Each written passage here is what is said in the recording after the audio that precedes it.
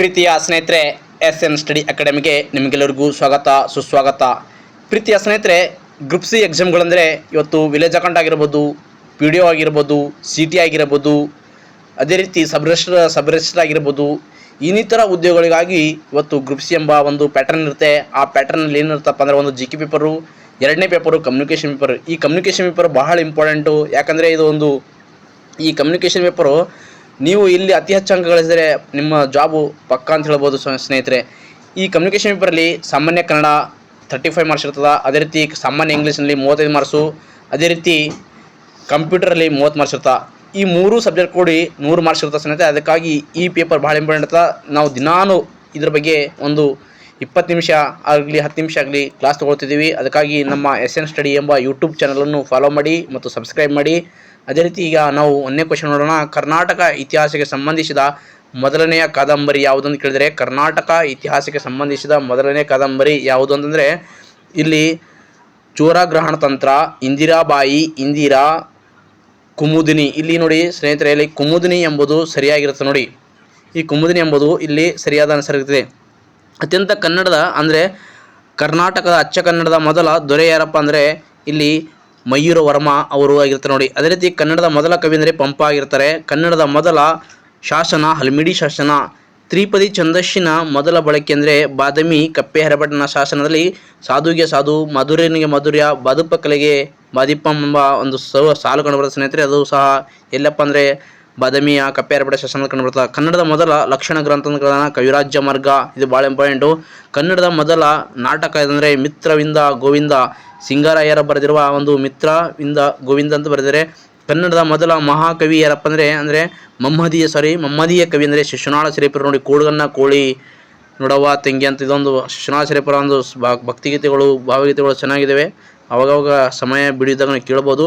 ಕನ್ನಡದ ಮೊದಲ ಕವಯಿತ್ರಿ ಅಂದರೆ ಅಕ್ಕ ಮಹಾದೇವಿ ನೋಡ್ರಿ. ಅಕ್ಕ ಮಹಾದೇವಿ 12ನೇ ಶತಮಾನದ ವಚನಕಾರ್ತಿಯರಾಗಿರ್ತಾರೆ. ಕನ್ನಡದ ಮೊದಲ ಸ್ವತಂತ್ರ ಸಾಮಾಜಿಕ ನಾಟಕ ಕಾದಂಬರಿ ಅಂದರೆ ಇಂದಿರಾಬಾಯಿ ನೋಡಿ. ಕನ್ನಡದ ಮೊದಲ ಸ್ವತಂತ್ರ ಸಾಮಾಜಿಕ ಕಾದಂಬರಿ ಅಂದರೆ ಇಂದಿರಾಬಾಯಿ.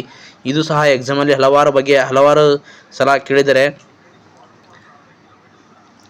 ಕನ್ನಡದ ಮೊದಲ ಪತ್ತೇದಾರಿ ಕಾದಂಬರಿ ಚೋರಗ್ರಹಣ ತಂತ್ರ ನೋಡಿ. ಕನ್ನಡದ ಮೊದಲ ಅಂದರೆ ಚಂದೋಬದಿ ಕೃತಿಯಾಗಿದೆ. ಕನ್ನಡದ ಮೊದಲ ಸಾಮಾಜಿಕ ನಾಟ ಇಗ್ಗಪ್ಪ ಹೆಗಡೆ ಅವರ ಬರೆದ ವಿವಾಹ ಪ್ರಾಸನ ನೋಡಿ. ಅದೇ ರೀತಿ ಕನ್ನಡದ ಮೊದಲ ಜ್ಯೋತಿಷ್ಯ ಗ್ರಂಥ ಜಾತಕ ತಿಲಕ, ಇದು ಜಾತಕ ತಿಲಕ ಶ್ರೀಧರಾಚಾರ್ಯ ಬರೆದಿದ್ದಾರೆ. ಕನ್ನಡದ ಮೊದಲ ಗಣಿತಶಾಸ್ತ್ರ ಅಂದರೆ ಗಣಿತಶಾಸ್ತ್ರ ವ್ಯವಹಾರ ಗಣಿತ ಆಗಿರುತ್ತೆ ನೋಡಿ. ಕನ್ನಡದ ಮೊದಲ ಕಾವ್ಯ ಅಂದರೆ ಆದಿಪುರಾಣ. ಕನ್ನಡದ ಮೊದಲ ಗದ್ಯ ಕೃತಿ ಅಂದರೆ ಒಡ್ಡಾರಾಧನೆ.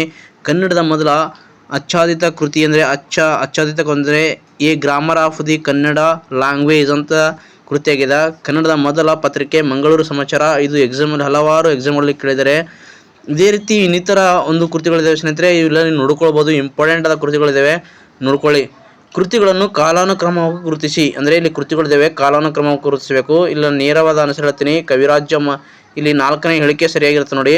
ಅಂದರೆ ಕವಿರಾಜ್ಯ ಮಾರ್ಗ, ಆದಿಪುರಾಣ, ಸಾಹಸಭೀಮ ವಿಜಯ, ರಾಮಚಂದ್ರ ಚರಿತ ಪುರಾಣ, ಇದು ಆನ್ಸರ್ ಸರಿಯಾಗಿರುತ್ತೆ ನೋಡಿ ಕೃತಿಯನ್ನು ಕಾಲಾನುಕ್ರಮ ಬರೆದಾಗ. ಈ ಕವಿರಾಜ್ಯ ಮಾರ್ಗ ನಿಮ್ಮೆಲ್ಲರೂ ಗೊತ್ತಿದೆ. ಕಾಲವು ಸುಮಾರು 850 ಅಂದರೆ 9ನೇ ಶತಮಾನದಲ್ಲಿ ಇದು ರಾಷ್ಟ್ರಕೂಟ ರಾಜ ಅಮೋಘ ವರ್ಷನ ಅಂದರೆ 1ನೇ ಅಮೋಘ ವರ್ಷ ಬರೆದ ಕನ್ನಡದ ಕಾವ್ಯಮೀಮಾಂಸೆಯ ಮೇಲಿನ ಅತ್ಯಂತ ಹಳೆಯ ಕೃತಿಯಾಗಿದೆ. ಕನ್ನಡವನ್ನು ಸಾಹಿತ್ಯ ಭಾಷೆಯಾಗಿ ಅಭಿವೃದ್ಧಿಪಡಿಸಿದ ಪ್ರಮುಖ ಪಾತ್ರ ವಹಿಸಿದ ಇದೊಂದು ಕೃತಿ ಅಂತ ಹೇಳ್ಬೋದು. ಪಂಪ ಅಂದರೆ ಆದಿಕವಿ. ಕನ್ನಡದ ಮೊದಲ ಆದಿಕವಿ ಅಂದರೆ 10ನೇ ಶತಮಾನದಲ್ಲಿ ಜೀವಿಸಿದ ಸುಮಾರಿಗೆ ವೇಮುಲವಾಡದ ಚಾಲುಕ್ಯ ರಾಜ ಅರಿಕೇಶರಿ ಅಂದರೆ ಎರಡನೇ ಅರಿಕೇಶರಿ ಆಸ್ಥಾನದ ಕವಿಯಾಗಿ ಸೇವೆ ಸಲ್ಲಿಸಿದರು. ಆದಿಪುರಾಣವನ್ನು ಬರೆದು ಆದಿಪುರಾಣದ ಚಂಪು ಶೈಲಿಯಲ್ಲಿ ಇದೆ ನೋಡಿ. ಅಂದರೆ ಆದಿಪುರಾಣ ಯಾವ ಶೈಲಿ ಅಂದರೆ ಚಂಪು ಶೈಲಿ. ಗದ್ಯ ಮತ್ತು ಪದ್ಯಗಳ ಮಿಶ್ರಣವನ್ನು ರಚಿಸಲಾಗಿದೆ. ಇದು ರಚಿಸಲಾದ 16 ಸಂಕೇತಗಳ ಮಹಾಕಾವ್ಯವಾಗಿದ್ದು ಇದು ಜೀನಸೇನ ಸಂಸ್ಕೃತ ಕೃತಿಯನ್ನು ಆಧರಿಸಿದೆ.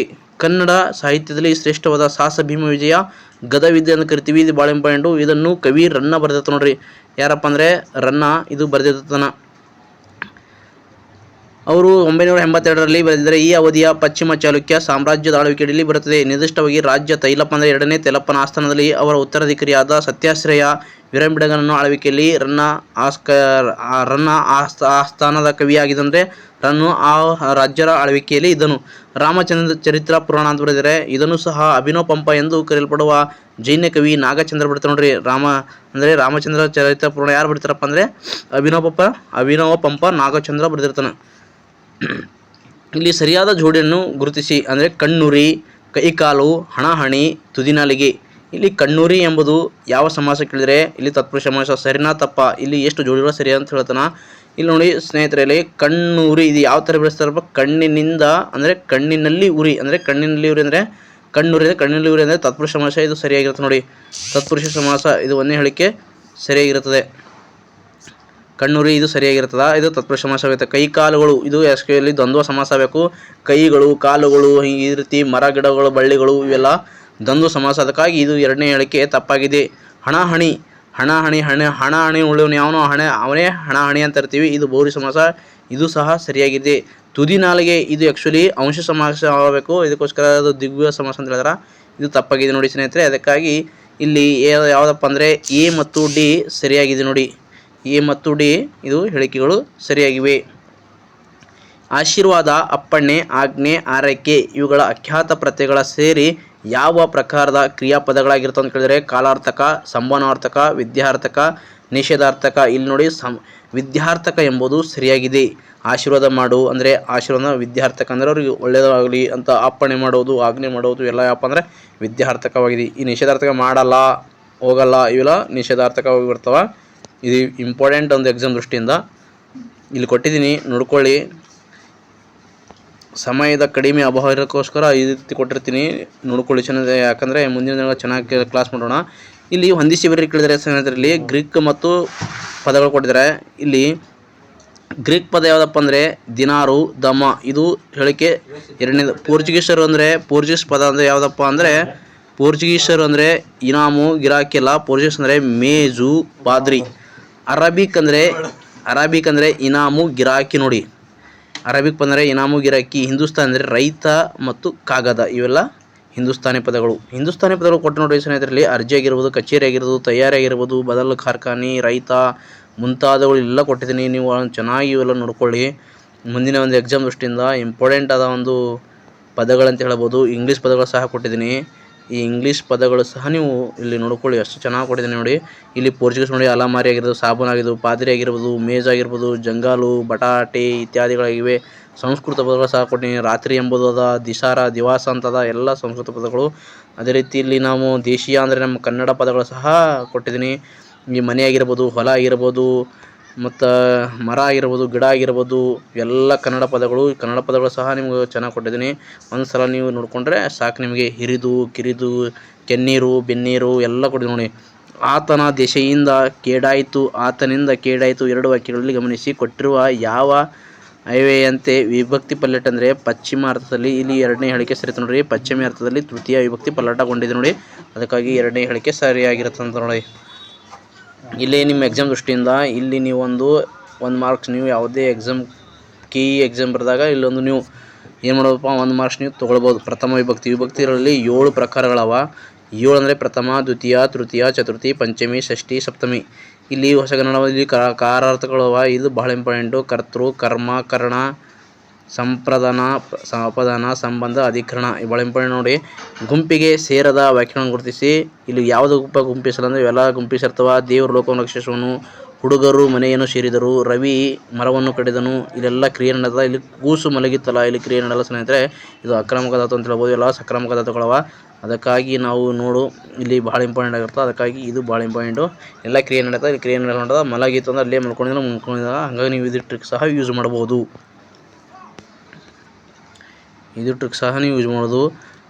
ಅರ್ಥ ಅಂದರೆ ಅರ್ಥ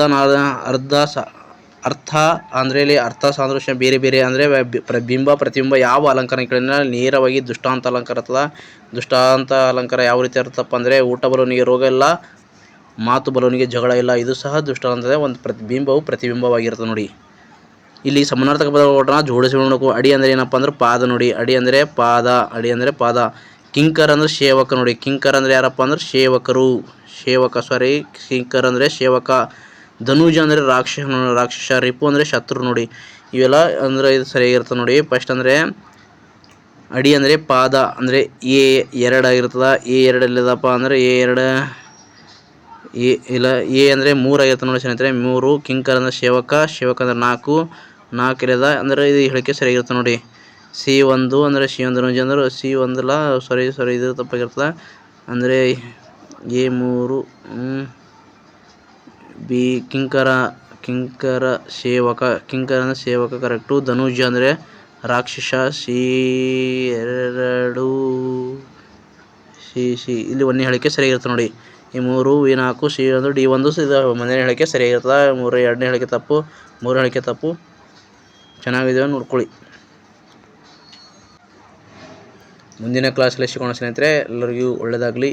ಮತ್ತೆ ನೀವು ಭೇಟಿ ಮಾಡೋಣ. ಯಾವುದೋ ಒಂದು ಸಮಯದ ವ್ಯತ್ಯಯದ ಕಾರಣಕ್ಕಾಗಿ ಮುಂದಿನ ದಿನಗಳಲ್ಲಿ ಕಂಪ್ಯೂಟರ್, ಇಂಗ್ಲೀಷ್, ಕನ್ನಡ ಈ 3 ಸಬ್ಜೆಕ್ಟ್ಗಳು ಭಾಳ ಇಂಪಾರ್ಟೆಂಟು. ಇಲ್ಲಿ ಕನ್ನಡ ನೋಡಿ 35 ಮಾರ್ಕ್ಸ್ ಇರ್ತದೆ. ಕನ್ನಡ ಏನತ್ತಪ್ಪ ಅಂದರೆ 35 ಮಾರ್ಕ್ಸ್ ಇರ್ತವೆ ಇಲ್ಲಿ. ಅದೇ ರೀತಿ ಇಂಗ್ಲೀಷ್ 35, ಕಂಪ್ಯೂಟರ್ 30. ಈ 3 ಸಬ್ಜೆಕ್ಟ್ ಕೂಡಿ 100 ಮಾರ್ಕ್ಸ್ ಇರ್ತವೆ. ನೀವು 100 ಮಾರ್ಕ್ಸಿಗೆ ಏನೋ ಒಂದು 70 ಕ್ಲಾಸ್ ತೊಗೊಂಡ್ರಪ್ಪ ಅಂದರೆ ನೀವು ಆರಾಮಾಗಿ ನೀವು ಎಕ್ಸಾಮ್ ಪಾಸ್ ಮಾಡ್ಬೋದು. ಅದಕ್ಕೋಸ್ಕರ ನೀವು ಕನ್ನಡದಲ್ಲಿ ಏನೇ ಇದ್ರೂ ಭೀ ನೀವು 30 ತೊಗೊಳ್ಬೇಕು 30ಕ್ಕೂ. ಅದೇ ರೀತಿ ಇಂಗ್ಲೀಷಲ್ಲಿ ನೀವೇನೋ ಇಂಗ್ಲೀಷಲ್ಲಿ ಸ್ವಲ್ಪ ಇದ್ದಿದೆ ಅಂದ್ರೆ 20 ತೊಗೊಳ್ಬೇಕು. ಕಂಪ್ಯೂಟರಲ್ಲಿ ನೀವು ಏನೇ ಇದ್ದರೂ ಒಂದು 25+ ತೊಗೊಳ್ಬೇಕು. ಅಂದರೆ 30ಕ್ಕೆ 25 ತೊಗೊಂಡ್ರೆ ಒಂದು ಒಳ್ಳೆಯ ಎಕ್ಸಾಮ್ ಸ್ಕೋರ್ ಆಗ್ತದೆ. ಇಲ್ಲಿ ನೋಡಿ 30 ಅಂದರೆ 20 ಅಂದರೆ 55 ಇತ್ತು. 55 ಒಂದು 20 75 ಸ್ನೇಹಿತರೆ. ಅದಕ್ಕಾಗಿ ನೀವು ಈ ಕಂಪ್ಯೂಟರ್ ಮತ್ತು ಕಮ್ಯುನಿಕೇಷನ್ ಭಾಳ ಇಂಪಾರ್ಟೆಂಟ್ ಆಗಿರುತ್ತೆ. ಅದಕ್ಕಾಗಿ ದಿನನಿತ್ಯ ನಮ್ಮ SN ಸ್ಟಡಿ ಯೂಟ್ಯೂಬ್ ಚಾನಲ್ ನೀವು ಸಬ್ಸ್ಕ್ರೈಬ್ ಮಾಡಿ ಮತ್ತು ಲೈಕ್ ಮಾಡಿ, ನಿಮ್ಮ ಸ್ನೇಹಿತರಿಗೆ ಶೇರ್ ಮಾಡಿ. ನೀವೆಷ್ಟು ಜನ ನಮ್ಮ ಫಾಲೋ ಮಾಡ್ತಿರಲ್ಲ ನಮ್ಗೆ ಅಷ್ಟೇ ಉತ್ಸಾಹ ಆಗಿರ್ತದೆ. ಮುಂದಿನ ದಿನಗಳಲ್ಲಿ ಒಳ್ಳೆಯ ಸ್ಲೈಡ್ ಮುಖಾಂತರ ಇದೇ ರೀತಿ ಹೇಳೋಣ ಅಂತ ಹೇಳ್ತಾ ಧನ್ಯವಾದಗಳು. ಜೈ ಹಿಂದ್, ಜೈ ಕರ್ನಾಟಕ.